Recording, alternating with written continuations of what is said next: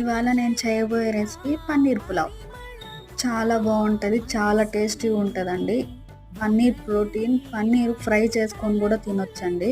ఒక బౌల్ తీసుకొని పన్నీర్ క్యూబ్ సైజ్లో కట్ చేసేసుకొని చిన్న చిన్న క్యూబ్స్లో కొంచెం సాల్ట్, కారం, కొంచెం ధనియాల పొడి వేసుకొని బాగా మిక్స్ చేసేసుకోండి.